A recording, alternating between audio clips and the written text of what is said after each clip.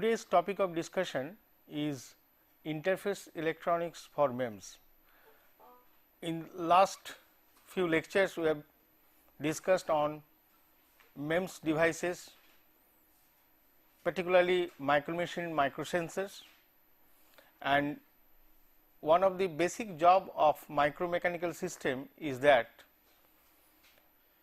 it is a combination of sensors, actuators and signal conditioning circuits.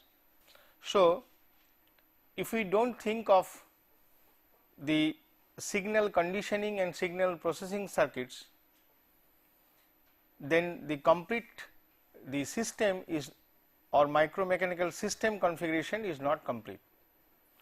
So, we have to see what are the various aspects of the output signals coming from the transducers and how do we proceed with those signals before processing, and after processing how those signals are fed to actuators for further functionalization or for further action. Thus, the interface electronics is an important aspect of any of the microsystem, and at the moment lot of work is going on this important topic, which is interface electronics. Now, the signal which is received at the output of the microsensors are of particular characteristics. Because of the different nature of the signal obtained at the output of the microsensors, its signal conditioning circuits and will be different. And in most of the cases, the signal processing part we prefer to have digital component, digital signal, and we are inclined or we love to process the signal using microprocessor or microcontroller or in a computer. So, there you know the only signal which is digital that can be processed, but sensors signals are not digital in nature. So, that is the reason we have to go for some conversion also. After getting the signal from the output of the microsensor, it has the condition, and then you have to change the analog to digital before further processing with the help of either microcontroller or microprocessor, and the output are taken, and then they will control the actuators and other things.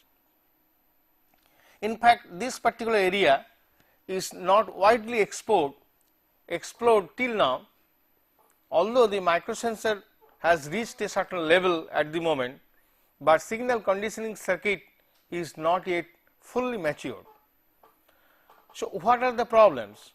Those we will highlight now, and we will try to solve some of the problems. Here the slide you can see the trends of the sensor electronics. We know the sensing element means microsensors are miniaturized day by day, and at present due to the micro miniaturization the sensor signal output level is very small. It is in the range of microvolt or millivolt, or if it is output is current, then some cases microampere, nanoampere, and in some cases picoampere also. If it is a capacitive, the change is in the range of the picofarads. So, since the change is negligibly small, so obviously there is a problem of the sensitivity, because if the signal output from the microsensors are extremely low, so it is very difficult the person to distinguish between the which is the signal and which is the noise, because any of the system will have noise, fluctuations, and those noises coming from different reasons, maybe the device noise, maybe the thermal noise, maybe the electromagnetic interaction noise. So, different kinds of noises are there, and we know the noise signals are also small in amplitude. So, because of that you need a very high sensitive circuit, so that you can extract the signal which is basically coming due to the input variation of the sensors, and you are not interested with the noise. That is one of the major problem of the signal conditioning of microsensor. Second is, day by day the functionality are getting more and more complex. We demand for increased functionality because we think it should be smart. If a microsystem is smart, if a microsensor is smart, then its functionality will be more and more. And because of the demand for increased functionality, lot of other things are coming into the picture, namely AD conversion, analog to digital conversion, because we love to process the signal at the end digitally. Second is self test and auto calibration. Self test in auto calibration means many of the microsystem they need auto calibration, because with time the calibration may change because of the drift or other reasons. So, in that we want your device should be calibrated automatically. Self test. So, those are the added functions which were not there at the beginning, and if we want to incorporate those aspects into the microsystem, so obviously the electronics part become more and more complex, and the sensor addressing. This is another point, because if you use multiple sensors for different activity in a microsystem, microsystem does not contain only one sensor, maybe multiples of sensors of various kinds are attached with the system at different locations. So, you have to address the proper sensor at the proper time. So, that is another question which we have to address, because in a multifunction multiple sensors you have to address proper kind of sensor in proper time. That is done only with the help of electronics. So, that also is a part of interface electronics. So, because of all those demands, gradually the miniaturization and the increased functionality are complexing the complete situation. And lastly, people are now thinking of SoC. What is that? System on chip.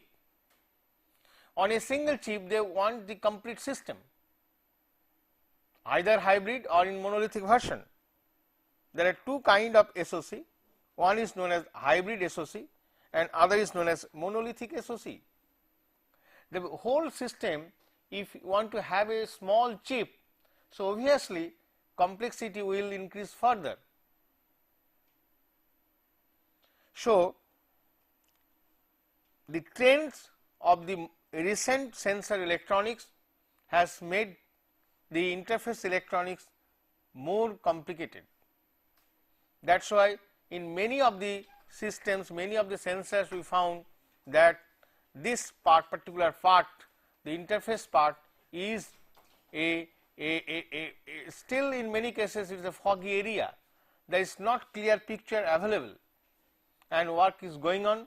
In some cases we have identified some of the solutions, and in some cases we are yet to identify the solutions.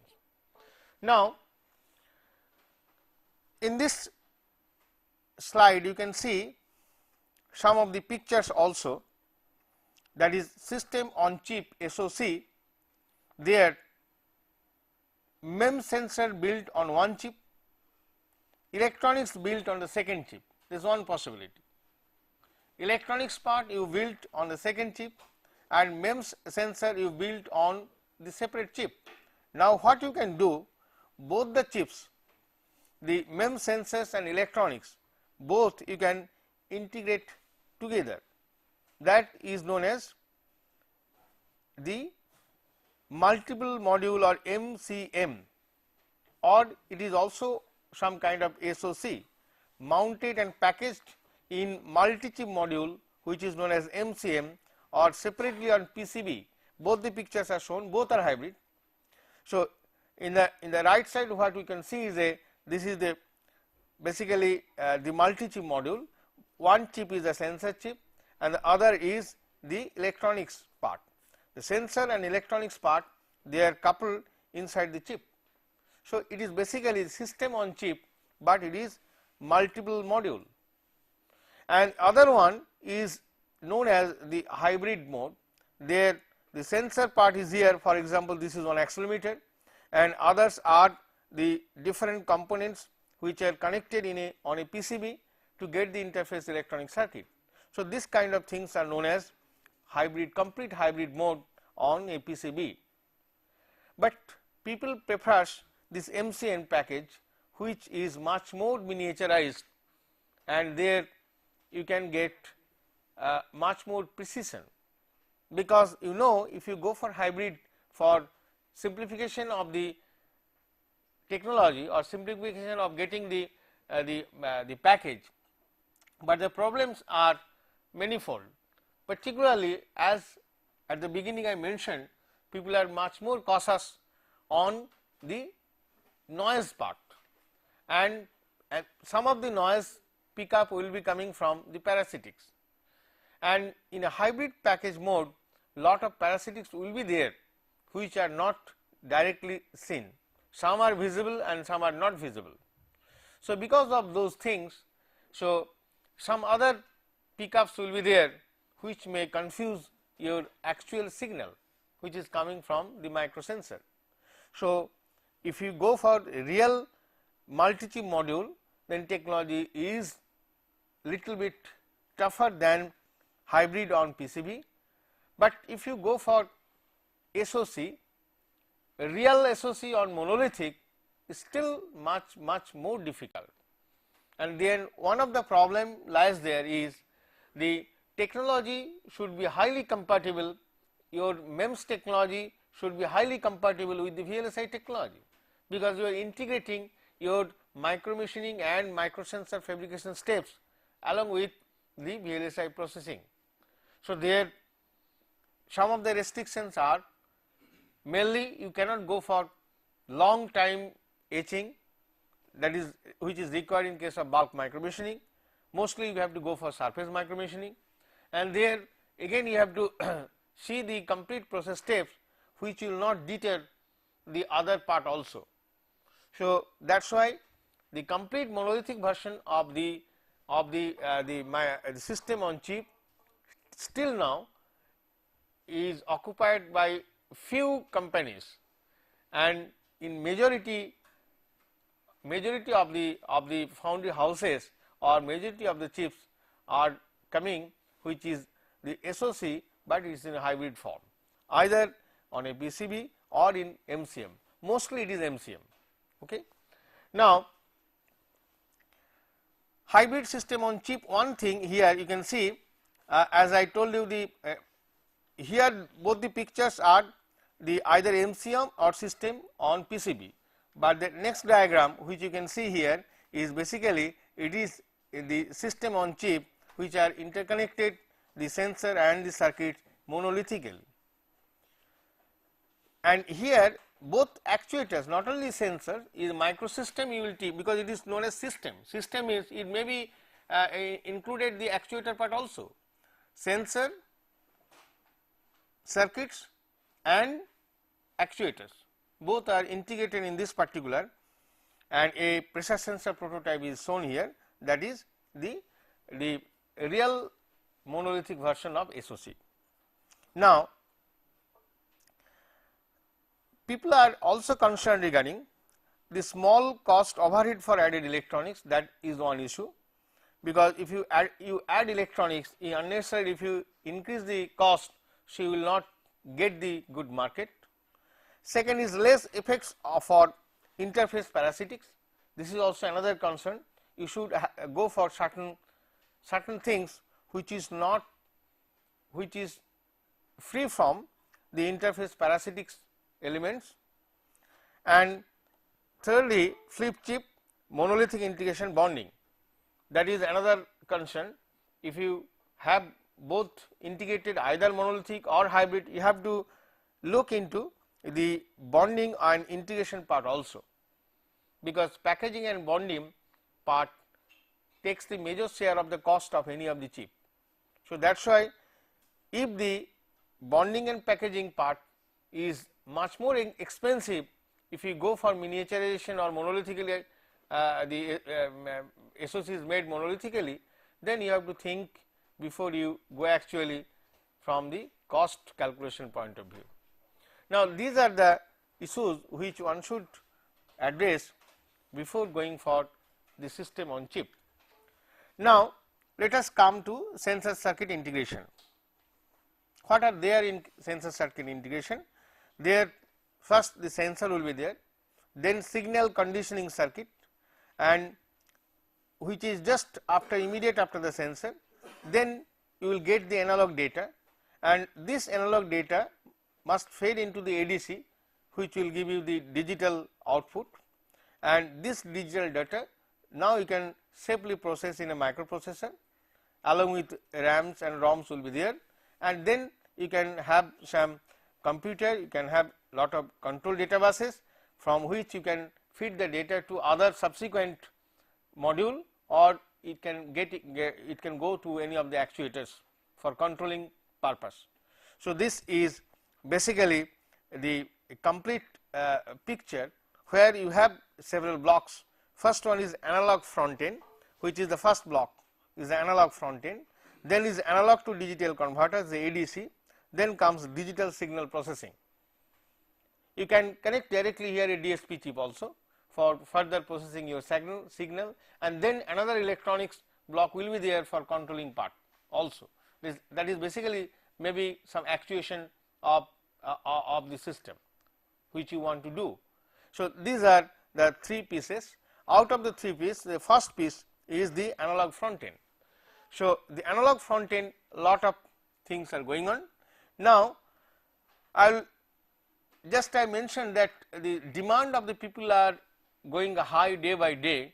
So, that is why the sensor circuit integration is evolving new dimension day by day.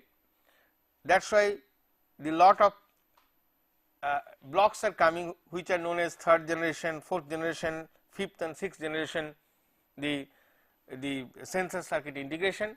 Basically, what are those? If you look into this picture, then it will be clear. You can see here in the third generation, basically we start from the first, second we are not talking about, that is the bulk edge, the heavy sensors and heavy circuits, and they are connected by wires in a hybrid mode, something like that we are not bothered at this moment in the MEMS and microsystem era. So, in the third generation where you can see the transducers and signal conditioning, nothing else in the first block, and the one way analog, there is no two-way business here. Then it is come to ADC and then microcomputer which is connected to RAM or ROM, and then it is a computer and data bus, which is basically the third generation diagram is shown in the earlier slide, same as the earlier slide. Now, in the second generation from third generation to fourth generation, what are the modification? You can see here in the fourth generation people like to have both way interaction in the analog. You see here from the microcomputer, when ADC is put in the microcomputer, there also some part of the signal is coming at the integrated sensors, that means the analog front end here. Here also you can see transducer, then signal processing, not signal conditioning, this is the difference. First one is signal conditioning, then second diagram which is fourth generation, this is a signal processing. Signal processing means all these blocks are included here. So, then it will have IO inputs also.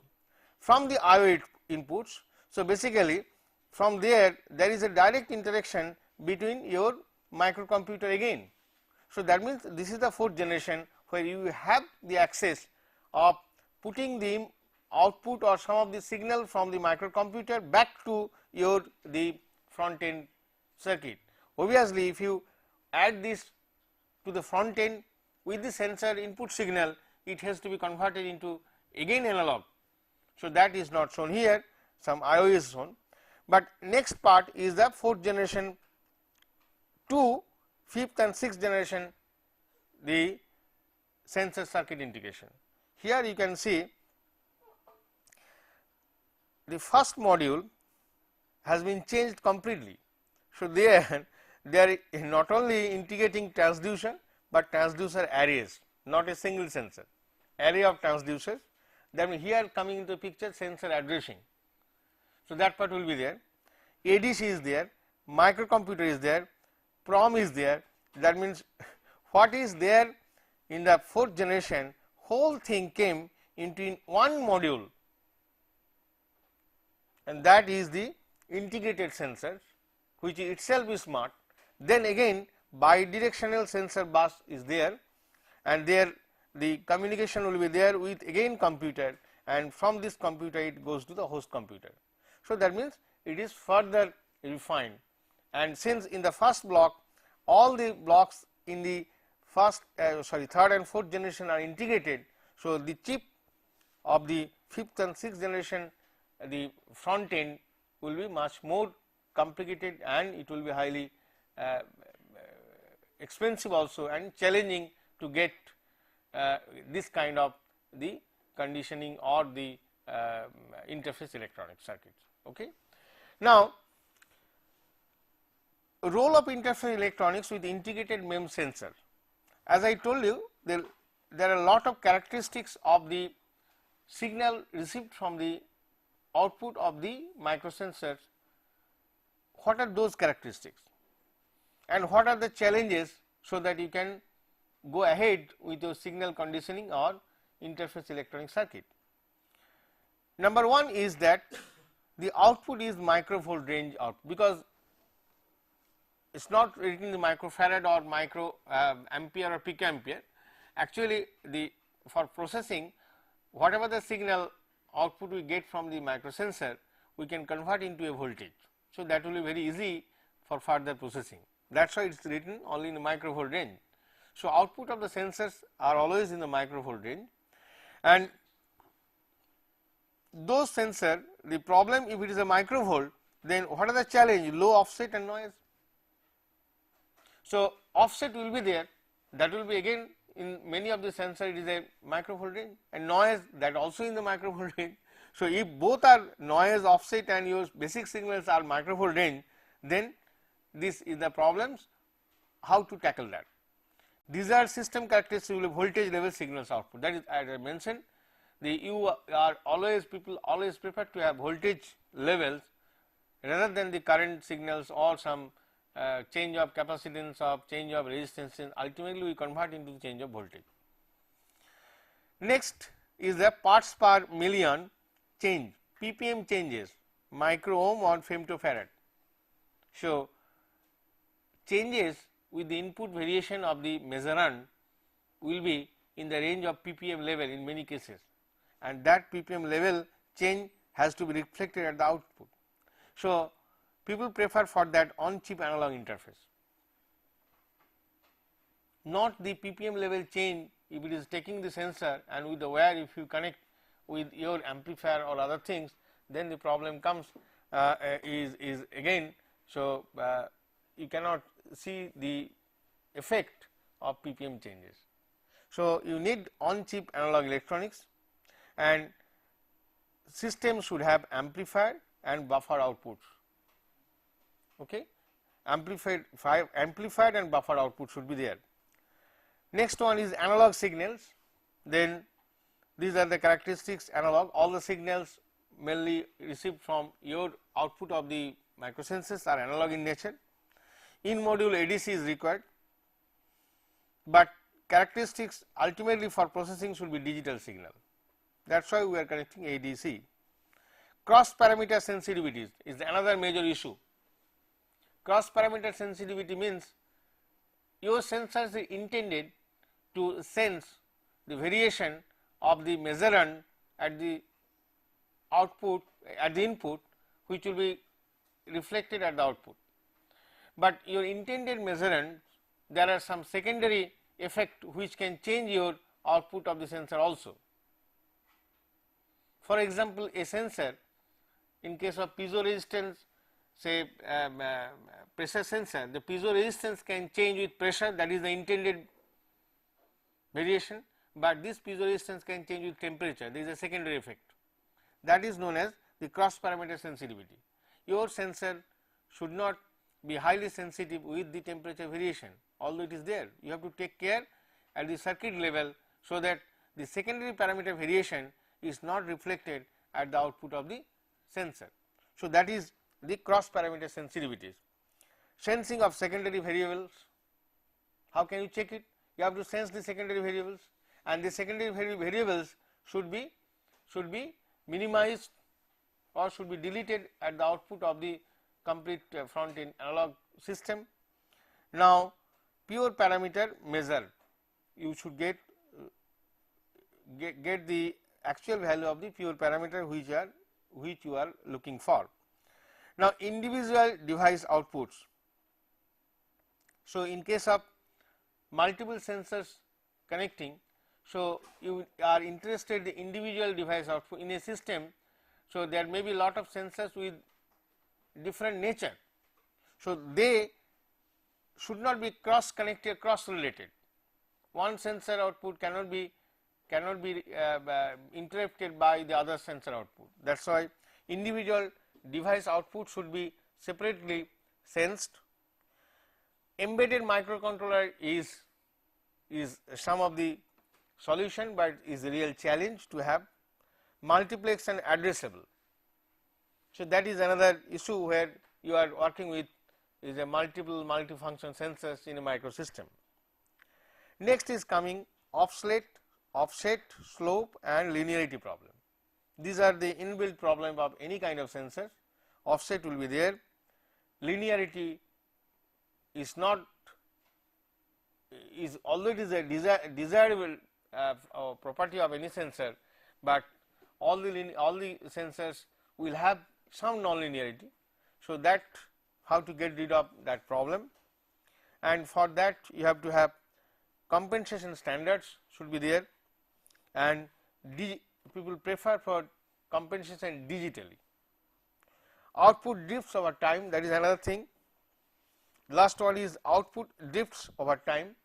So, that is the sensor drifting, that we know with time because of the aging. So, the calibration of the sensor may change and the output may be drifted, may be changed. So, to reduce that change or the aging problem, compensation can be done with the help of stable references in module actuators. Self testing remote calibration. So, that is because some of the sensors which are already fixed and which you do not have access directly. So, how can you correct them? So, that is why people are thinking the testing of the sensors will be done automatically and remotely. Remotely it can be calibrated also. So, that means these are 5th and 6th generation the microsystem sensor circuits, which are really challenging task, but people are working for it. Obviously, solutions are coming and will come in future. Now, sensor signal conditioning, which we talk about, this is analog front end. So, analog front end, the input and outputs, that is the first block, their low signal amplitude, low frequency noise and cross parameter sensitivity. These are the input, there are 3 issues we have to remove. Output, we need what? High voltage output for subsequent ADC, appreciable signal to noise ratio, cross parameter stability. These are our requirement. By inputs are problematic because they contain the low amplitude signal, low frequency noise. So, this is one of the important aspect of any of the sensor signals. So, in the low frequency noise are included into the sensor actual signal, and how to get rid of that. So, there the inputs are fed. First you have to do what you have to do, you have to pass the signal into an amplifier, because first you have to raise the signal level before further processing, and then what kind of amplifier we will choose which will give you better low frequency noise as well as the drift. So, that you have to look for. So, that amplifier then goes to some ADC or some filter, and then go ultimately it will go to DSP. Now, motivation on amplifiers. As the immediate block of any microsensors is amplifier, so what should be the motivation for selecting the amplifiers? Many sensors, particularly pressure sensor and accelerometer, output DC signals are in microvolt range, signals are DC and microvolt, and these signals are best processed on chip. However, the offset of the basic IC amplifiers is also in the microvolt range, especially in CMOS. So, special techniques are required to reduce the offset of IC amplifiers. Okay. So, this is one first objective, to choose an amplifier which will have minimum offset. So, in that respect we know the differential amplifier configuration is the best choice. So, for sensor amplifier people prefer or widely use the differential amplifier which can amplify DC signals also. So, why this structure is balanced? In all differential amplifiers are balanced structure, and circuit is shown here. This is a MOS differential amplifier. So, here normally since the structure is balanced, so it is offset free, it rejects common mode and power supply interference also, easily realized in both CMOS and bipolar. In a both technology, both CMOS and bipolar, you can make this kind of amplifiers easily. And how we get the offset? Offset is basically due to the component mismatch. Although it is a perfectly balanced structure in differential amplifier, but you have seen here M1, M2 and R1, R2, these are the components. The M1, M2 should be perfectly matched pair. If it is not matched, so obviously it is likely that you will get some offset also. So, in that case this unmatching of the components is coming due to the process variation. Although in the design level both M1, M2 are perfectly matched, in simulation level also you can check it, it is perfectly matched, but in reality when you get the chip, if you test it, then there may be some mismatch, and because of that you are getting the offset, and that mismatch is the contribution of the process variation and the lithographic errors when you go for the photomasking. So, because of that, maybe in some level some of the area of the active devices, either the gate area or the oxide thickness on the gate, so those things may change a little bit due to the process variation, and because of which you can get some offsets. In case of bipolar, this offset voltage is nearly of the order of 0.1 millivolt, but in case of CMOS it is much worse, near 10 to 100 times in some cases compared to the bipolar devices, bipolar differential amplifier. Okay. So, these are some of the points when you address these low offset, you should think not only in the design, but also in the process side of the VLSI technology steps. Now comes drift. So, that is offset which I talked about. Now the drift. Drift is basically due to temperature, aging and packaging stress cause time varying offset. So, the package which are used, if stress is generated because as I told you in the last lecture when bonding and packaging class, so there because the various layers are bonded together, so there is a probability of stress on the active elements on the devices because of the mismatch of the thermal expansion coefficients and other parameters. So that can, because if there is a stress and that will be reflected in your device, and for that you can get some change of the signals which is known as the aging or temperature drift. And how can you reduce that? You can trim. In case of bipolar, there are different, the associated components are there, they can be trimmed, and according to the external trimming can change the can compensate the drift and offsets also, but it is very difficult to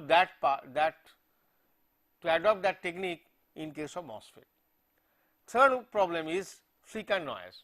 Flicker noise is basically the 1 by f noise which is coming in the low frequency arena, and there one has to check how the 1 by f noise or flicker noise should be controlled, how it can be controlled. MOSFETs are worse than bipolar transistors in case of the flicker noise also, varies inversely with transistor area, this flicker noise. Now this diagram shows the two noise, how it varies with frequency and what are their magnitude. The diagram here you can see it is plot is the frequency versus the noise voltage, both are in logarithm scale. Now you can see at very low frequency 1 by f noise is very high, noise voltage is very high, and if you go on increasing the frequency it reduces, and after that you are getting the thermal noise, and this thermal noise VTH is frequency independent, but flicker noise is completely frequency dependent. Now because of the thermal noise, the VTH you are generating, that may also give you is a constant drift. So the amplifier behavior at low frequency is characterized by offset, drift, 1 by f noise, CMRR and PSRR. So these are the parameters which has to be properly adjusted, and proper measures is to be taken when you are designing those sensor interface electronic circuit, particularly amplifier. Then what is the solutions? Offset and 1 by f noise are part of design, but we can reduce offset enough by using large device and good layout. Those are one of the option. Second option is trimming, particularly it is possible in bipolar or by DOC, which is a dynamic offset cancellation techniques. This is one of the techniques which is nowadays used in many of the sensor signal conditioning circuits. DOC, dynamic offset cancellation techniques.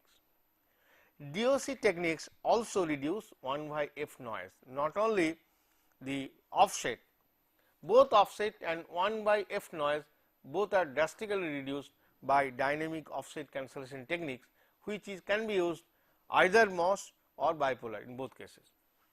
Now trimming. For the trimming, what you need? You need an external potentiometer. What are the plus points and minus points of the trimming techniques to adjust offsets and other parameters, undesirable parameters basically. Here you have to have an extra component and extra pins in IC technology, which people do not want. If extra complexity is coming, extra component means they go for sometimes laser trimming. Laser trimming of the components are also available, that technique, sometimes they use that. But other trimming possibilities are component switching. Those are basically Zener zapping, fusible links and PROM. PROM and fusible links are basically used in many cases. Those are because there are a lot of links connected with different components. So, if you want to fuse those links, that means fuse and anti-fuse technology, for that you have to program it. So, something is increasing, so you can make your circuit in such a fashion by fusing some of the links, you can disconnect that component. So, you can basically it is some kind of trimming. That trimming is not done by potentiometer, that is not done by laser, but you can done by switching mechanism, and that is one of the preferred techniques in nowadays in many of the sensor interface electronic circuits. You can trim the component to reduce offset as well as the drift by switching technique, and that is the fusible links technique. You can disconnect or you can connect also, that is known as fuse and anti-fuse technology. So, there also you can easily connect some of the resistance with some polysilicon links or polysilicon fuse, and those fuses can be blown any times by using some using some signal of high current pulse. Okay. So, that technique is also preferred technique for those cases. Now, DOC techniques, dynamic offset cancellation technique. So, that techniques are auto zeroing, you need their sample data, sample you have to sample the offset, and then you have to sub. These are the technique. One is the auto zeroing technique, and there you need data is to be sampled, and you sample the offset signal also, then you subtract it. So, for that case you have to chop. Chopping is included there, continuous time processing, modulate the offset and away from DC. So, offset signal you modulate it, then you take it away from DC, and then you can subtract it, and then you can get rid of those things. This is dynamically done in the complete processor. Obviously, it needs some switches, and those switches are either CMOS or BiCMOS, because CMOS BiCMOS, one of the biggest advantage is a low power and highly integrable. So, that is one of the driving force behind those two techniques. Now, DOC techniques versus trimming, if you compare, then the DOC techniques can reduce offset and 1/f noise simultaneously. It has got excellent long term stability, no additional cost for testing. So, this is the plus points of the DOC technique.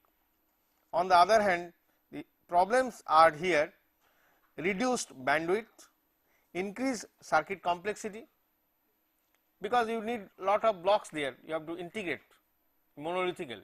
So, increased circuit complexity, aliasing and intermodulation issues, those are also required in case of the dynamic offset cancellation technique. In brief, I will just give you some picture on the auto zeroing techniques and DOC, means the chopper stabilization techniques. So, auto zero technique here, basically the input is coming here, there are 3 switches used, S1, S3 and S2, and this is an ideal amplifier. So, what there, this is basically the offset signal is coming here. So, now initially you can connect the switches 1 and 2, this switch phi and this is another phi, this switch S2 you connect it. Now, there are no inputs are there, whatever the offset because of the mismatch of the amplifier etc. is coming. So, those things are, the offset is amplified and that is again stored into the CAZ, this capacitance, can store it here. In the next step, you can just put the input signal and connect it there, and you can subtract it, and automatically in this way you can get rid of, because output signal is something like that. So, offset is going to be reduced and automatically is going close to 0. So, this technique is used in many cases, auto zero technique. The residual of the offset which is at the end available, which will be reduced by the amplifier A, which is the amplifier gain.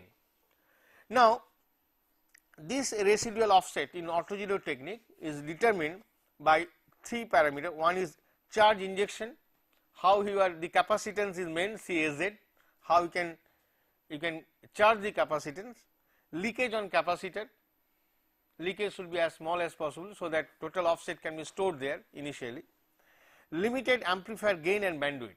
These are the determining factors in this auto-zero technique.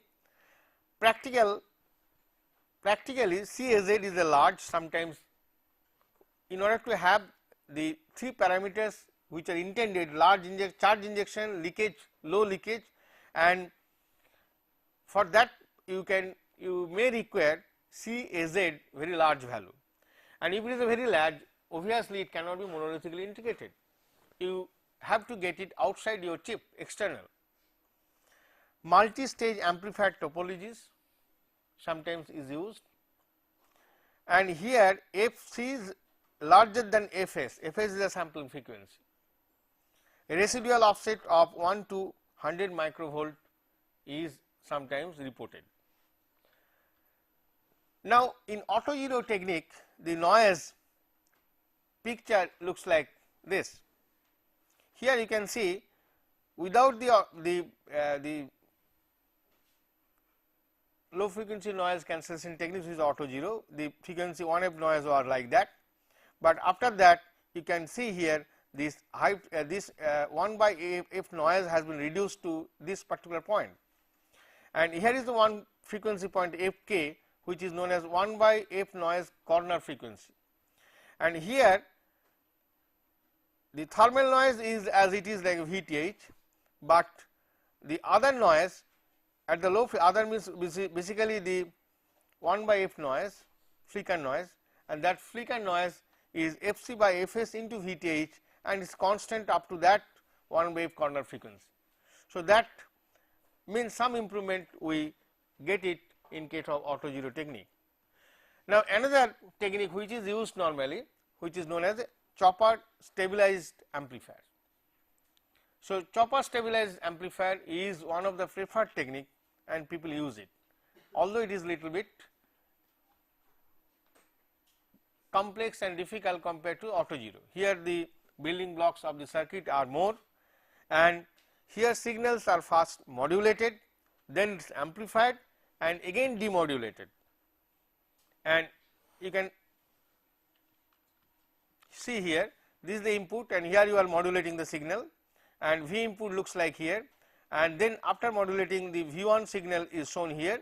Here you can the signal as well as some noise are shown here, and then this is the block where you can the offset and Vn both are added here, and after that the modulated signal and addition of VOS, which is offset and noise signal, is fed to an amplifier, and then the output is again coming to another modulator, which is basically works for demodulator, then low pass filter, and you are getting the low frequency signal output here, where the other parts of the noise due to the offset and the offset error and other flicker noise parts are removed from the output. Now, here the output signal are continuously we are getting without that flicker noise and offset, but here the problem is you have to have one addition filter, which is low pass filter, you have to connect at the output. Now, this is a chopper stabilization techniques is shown here. Here is basically the wave in terms of the waveform, this is the V in, same as earlier diagram, little bit elaborate the waveforms. Here is after modulation, you will get the waveforms looks like that, then noise and offset is separated, the VOS and Vn, this you are adding here, then your pre-amplifier after that VA will be here, because this thing and this thing are added at the amplifier output. Now, this VA is fed here, and after the second modulation that is done here, and the second modulation, and you can get the signal which looks like this, then low pass filtering out, then you are getting the V output here. So, this is the complete the flow of the chopper stabilization technique, CHS technique. Now, chopping is done in the time domain. So, how it is working is again explained in this diagram. So, here is the V input is because I told you the signal is almost DC. So, it is shown here, this is from 0 level to this signal level here. Now, the V chopper, that is basically some digital signal is added, the V chopper, when it is coming here, then we are getting V1 where the offset is here and this is mixed with that in the modulation technique. So, after that you are getting the amplifier, then after amplification the output is looks like that, a red line is offset and this signal which is V chopper is connecting together along with the signal. Now, what is going on again at the V output, the V chopper is again fed into that the second modulation scheme, and after that this signal and this signal are added together at the V3, and if you use the low pass filter, then you can see the output which is offset is comes to almost 0 level and the desired signal has been amplified and which is separated out. So, that is the chopping in the time domain, the how V in, V1, V2, V3 and V out looks like at different stages, it is shown here. Now, here in this particular case in the chopper stabilized amplifier gives you the output, you can see here that offset which is basically thermal noise gives you the steady offset, and that offset has brought down to 0, but at the low frequency noise has some thermal voltage at the low frequency, and after that this technique completely removes the drift or the offset arises due to thermal noise. So, here 1 by F noise is completely removed provided F chopper is large compared to 1 by F corner frequency, that is one of the condition, significantly better than auto zero technique. That is clear from the noise response curve in case of auto zero technique in the and also the chopper stabilization technique. So, offset of few microvolt, charge injection of the input modulator, because of that input spikes are there and this come because of the bias current is of the order of picoampere. Now, some of the circuits which I mentioned earlier in case of my lecture on accelerometer, I am repeating here since it is a I am discussing now the interface electronics. One of the parameters is the temperature drift that should be minimized, and they are done with the help of certain circuits which is NIC technique. Okay. So, this NIC technique which is basically the negative impedance converter NIC. So, this negative impedance converter, there some resistance is connected which is RT R1 by R2 by this circuit. If some positive resistance change is there due to temperature, the total RB, then that will be compensated by another resistance which is minus Rn. What is increasing here, that will be compensated by reducing that. So, in a different circuit technique which is connected at the Wheaton's bridge output, so that the whole thing will be temperature compensated at the bridge level. So, in temperature increase, the bridge resistance decreases and bridge sensitivity also will reduce. If we made the IB, this current, bias current, IB to depend inversely on bridge resistance RB, RB is the total bridge resistance, the output voltage becomes temperature insensitive. That is our job. The IB should depend inversely on total bridge resistance RB. So, that is done with the help of the impedance converter, and that detailed circuit diagram is shown here. It implements a negative resistance minus Rn as shown in earlier diagram in series with the RB. RB is the total resistance of the bridge, such that if IB increase with temperature, the Rn is equal to RT into R1 by R2, and RT can be adjusted externally with some potentiometer or some other pot. So, now this is some chip in that direction, temperature compensation chips are also available, ready made chips which is maximum 1457, and which gives you 0.1% accurate signal conditioner circuit chip for piezoresistor resistive sensor compensation. This chip configuration is shown here, and its detailed characteristics of Maxim 1457 is also mentioned in this diagram, which reveals that it is a very good chip for piezoresistive sensors, and it can go -40 to +125 without any problem. So, that temperature variation has been compensated inside the chip itself. Now, these are some of the simple circuits which can give you some offset cancellation also. That is, the bridge output is connected with 4 resistance R1, R2, R3, R4, and by adjusting these 4 resistances, the offset voltage can be drastically reduced, and that technique we have used in our case in our accelerometer.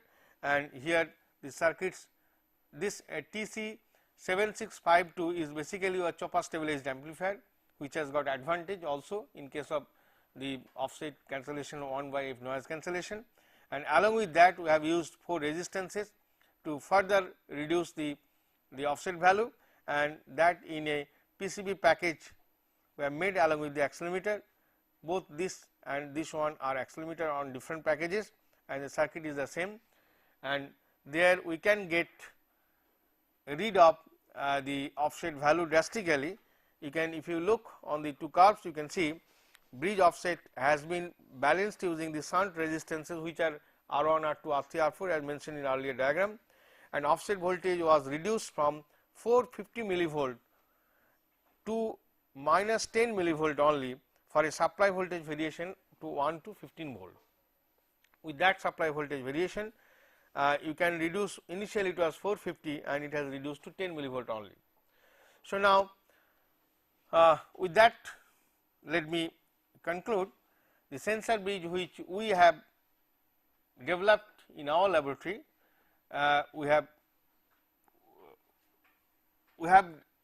come to a certain hybrid mode interface circuit, which is also giving good result so far as offset is concerned, but temperature compensation is not that much perfect. So, this bridge which we used for our circuit provide differential low frequency less than 100 hertz, low amplitude less than 20 millivolt signal, which is to be amplified, and in that case this amplification has been done up to 6.5 volt in chopper stabilized amplifier with R1, R2 or 1 kilo ohm and R3 or R4 with 500 kilo ohm, and the TC 7652 configuration provides a stable output up to 200 hertz. So, this is basically some small example which you are doing here, but that is not the final. You have to design separate blocks using your required chopper stabilization techniques, amplifiers and all other things, if you want to have monolithic interface electronic chip for any kind of sensors. So, there is work going on nowadays for universal interface electronics.